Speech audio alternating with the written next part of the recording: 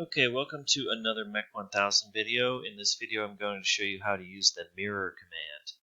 Now, the mirror command is one that I love because a lot of things that we draw are symmetric, about at least one axis, if not more than one.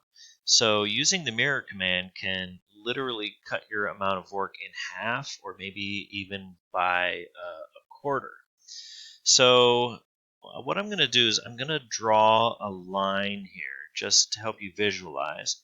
But I want to emphasize that you don't have to have an actual line drawn there. So let's say I have some circles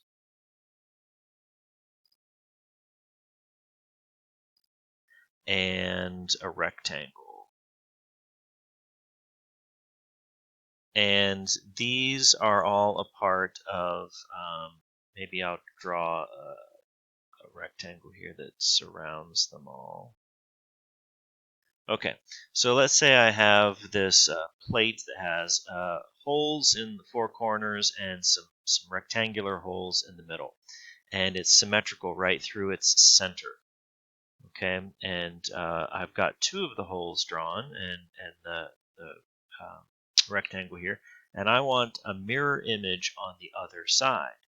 So what I can do is I can select the mirror command and then choose the items I wish to mirror and finish that selection with a right click, spacebar, or enter, and then choose 2 points along the mirror line, and it mirrors it.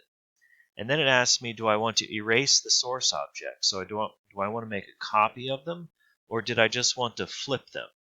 And usually when you're using the mirror command, you want to leave the originals. So no, we don't want to erase them. And there we go. We flipped over and created a mirror image about that line.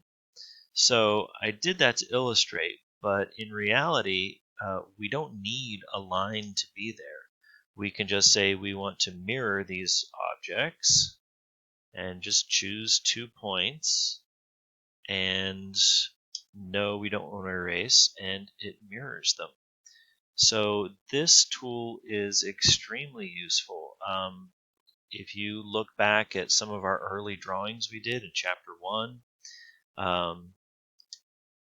the work that you did on those drawings could easily be cut in half, or like I said, by a fourth, by using this mirror command.